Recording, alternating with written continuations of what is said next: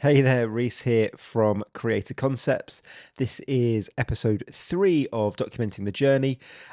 My name is Reese. I'm the founder at a no-code development agency called Creator Concepts. We specialize in bubble development. So we build software products and mobile apps for businesses who basically have ideas or concepts that they want to launch, either to build on their existing business, maybe unlock a new avenue of revenue, or a new avenue of revenue. That's interesting.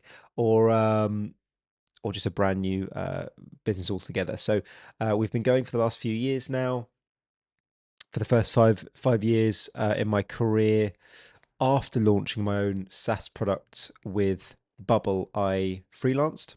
So back in 2018, 2017, 2018, launched a social media scheduling SaaS product, all built with Bubble. Then I also launched a product management platform with Bubble as well. And then I freelanced for about 5 years working for uh, a range of different clients. One was venture backed, or say venture backed. They had investment.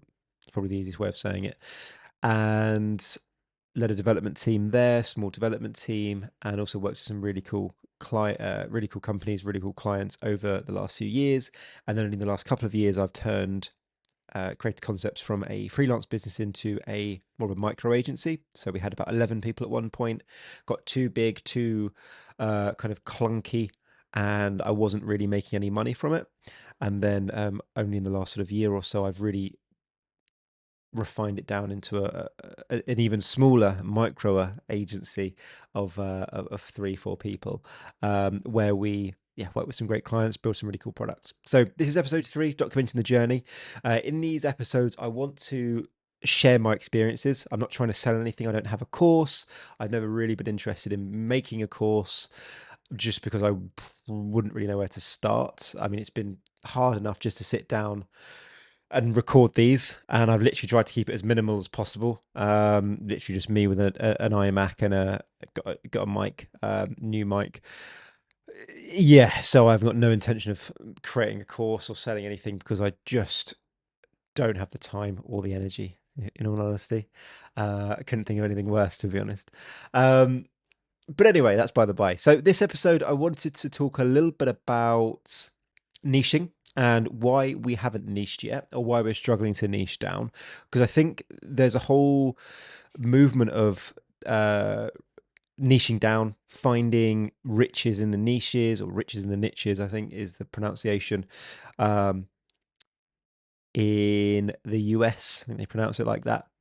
And why we haven't done it. So I think it comes down to just not knowing how to niche down. So historically, I've always struggled with picking a particular market, or picking a particular niche to serve. And I think initially that came through just lack of experience, not having tasted enough things to know which market I liked, which area I liked, who I wanted to serve, and also just not having enough experience in the industry generally to figure out real problems that needed to be solved for particular types of people. So I think that's kind of the excuse, or the reasoning behind not having a niche focus for the first 2 years. But now, as Creative Concepts is getting into more of um, a point where I'm able to delegate a lot of things, and the development of projects is uh, fulfilled by my team and less so by me. Um, I've been thinking a lot more about how do we take it to the next level? How do we grow uh, sustainably outside of a lifestyle business, and build something with a little bit more enterprise value, where it's less me doing the selling and more the business sells itself to a certain extent. And I know that's easier said than done. And I think with niching, it's very easy to just go, right, I'm going to pick a niche and let's build uh, a certain type of app or a certain type of product for a certain type of industry, and just go with that. But for me, I found that I just get really bored doing that. And I tried it a while ago. So I decided to try and focus on um, roofing. Obviously, everyone's focused on roofing. We won't get into that. But I thought, why don't we build custom pricing calculators or quoting tools for roofing businesses? So, obviously, roofers typically, from my understanding of the market, and again, this is from my understanding of the market, which lends itself to being the reason why I haven't particularly focused on niching, is because I've never been a roofer. I will struggle to really get into that headspace. I can speak to roofers, and I've spoken to multiple roofers and all of that kind of thing, done customer interviews, but unless you have that particular problem, it's very hard to really figure out a solution. That's kind of reason one. But yeah, we ran an offer on Meta for a little while where it was a custom quoting tool for roofing businesses who spend all their evenings, their weekends creating spreadsheets and custom quotes for clients.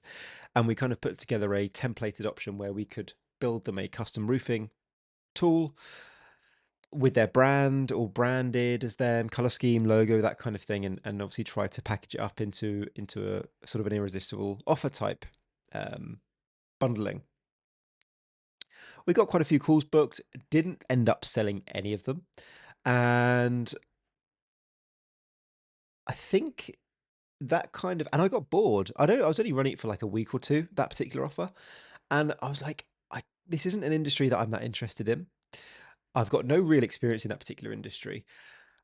We'd put together a really good solution that when we pitched it to leads, they were like, this is exactly what we need. So we kind of got that right, and we got that the positioning and the offer right and everything like that.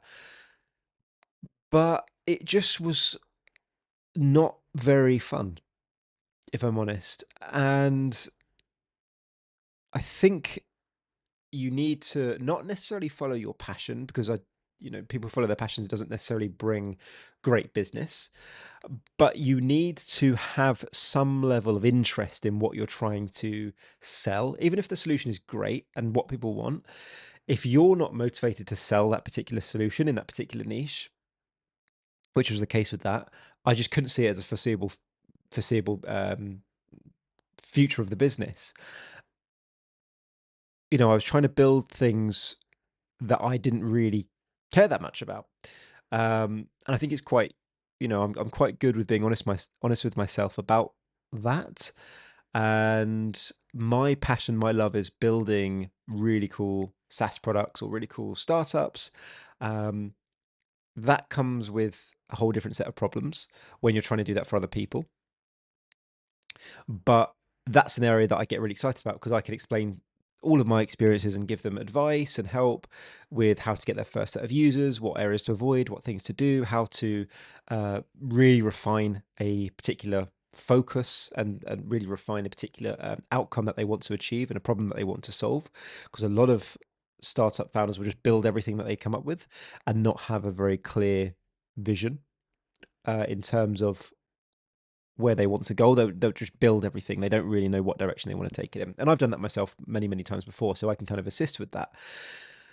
But as I say, that comes with a different set of problems. So with the niche side of things, I think if you're of a mindset where you have a particular niche that you have operated in before, maybe if you came from a roofing business or you'd worked in it before, you worked in construction, you understood the problems, then that's a great niche to pick, and you can really do that and build a solution that you're passionate about. You have contacts in the industry. But when you don't, when you come from just launching a startup, which initially my first startup focused on agencies, I wouldn't really say agencies is a niche. I mean, it's like this. It's not really a niche. You could say uh, social media marketing agencies is a niche of some kind, but because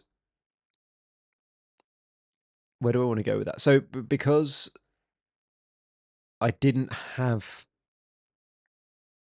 that interest in picking, in this case it was roofing. I also tried I think there was a construction offer as well, so like a construction quoting calculator, because I didn't really have that much of a background in it.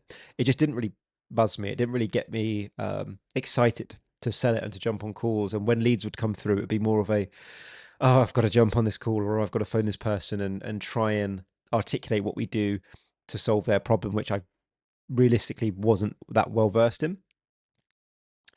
From experience point of view, I understood it from a high level and what they were currently doing and where they wanted to go. So the outcome was good, um, but it just didn't feel right. So when you're picking a niche for your agency, or when you're trying to pick a niche, or thinking, do I need to go into a niche, or can I just sell the service?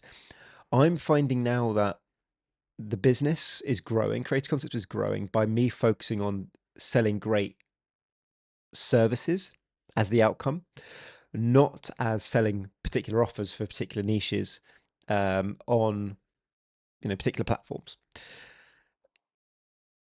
And I think there's an area of shiny object syndrome that comes with that as well. So when you do start to put together these kind of crazy offers that you think are really exciting to start with, and then they kind of end up not being that exciting when you get into the weeds with it,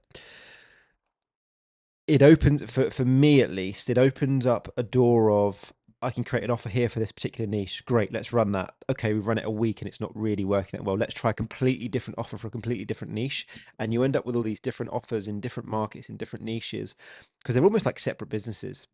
And as someone with shiny object syndrome, ADHD, whatever you want to call it, a bit of everything really like that, it's very easy to jump around and give yourself that excuse of, right, we're going to try this. Okay, we're going to get really annoyed about it, that it's not working how I'd planned, and then jump to something else.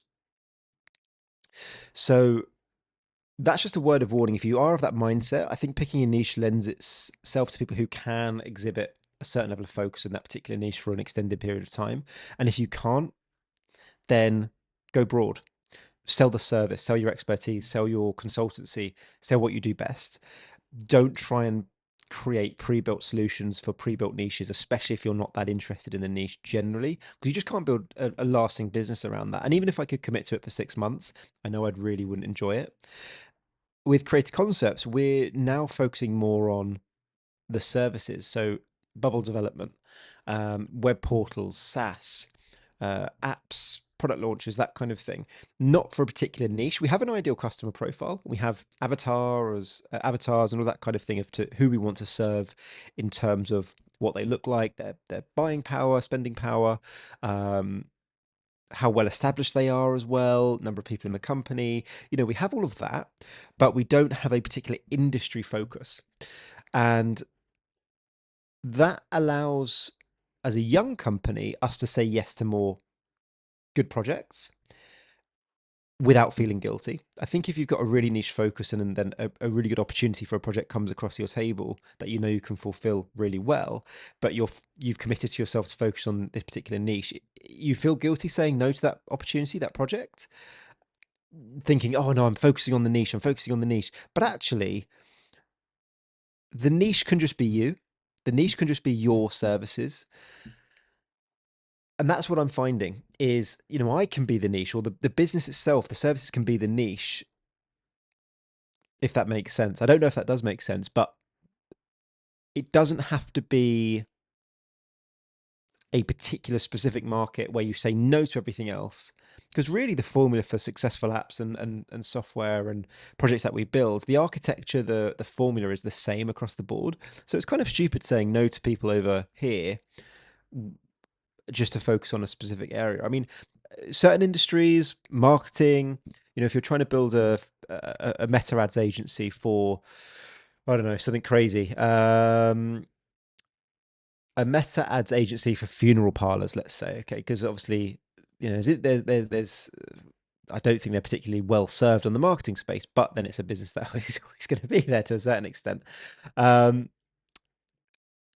The playbook for a business like that, or a marketing agency for a florist, let's say, or a local horse riding school, the playbook for that, if it's like hyper local, is going to be different to working with a B2B SaaS company who need to drive more free trials.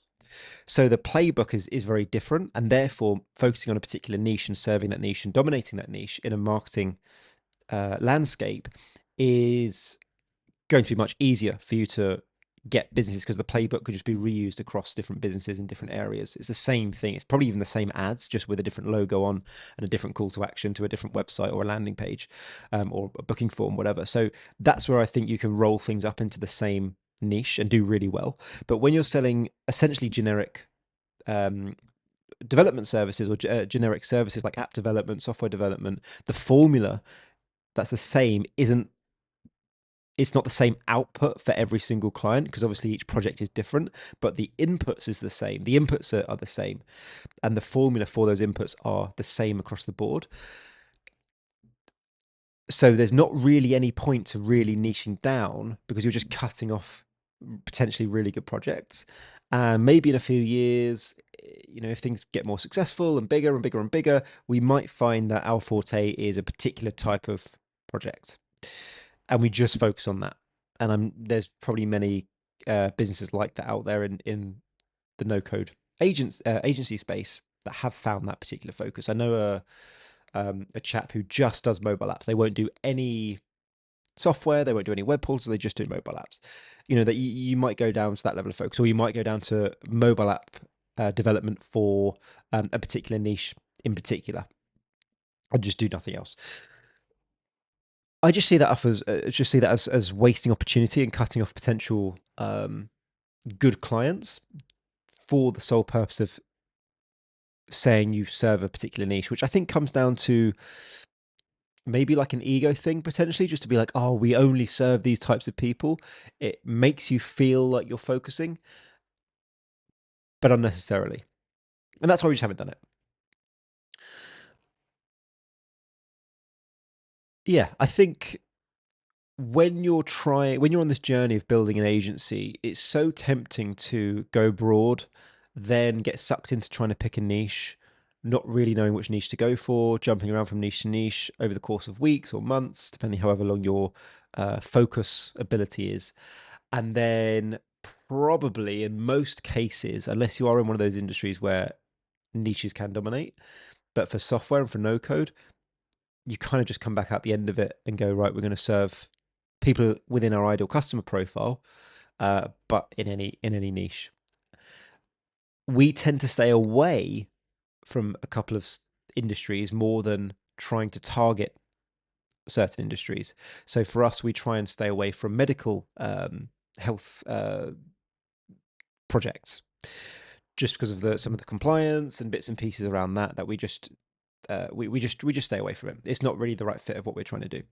And fintech, so we don't really build fintech apps. We wouldn't build like crypto exchanges or anything like that, just because of, again, the regulation, that sort of thing. So we just stay away from that. So we've got a couple of niches or industries more so that we just choose to stay away from, and then we keep the canvas pretty blank for projects that come in and qualify leads based on our ideal customer profile as opposed to whatever industry the project is actually going to fit into.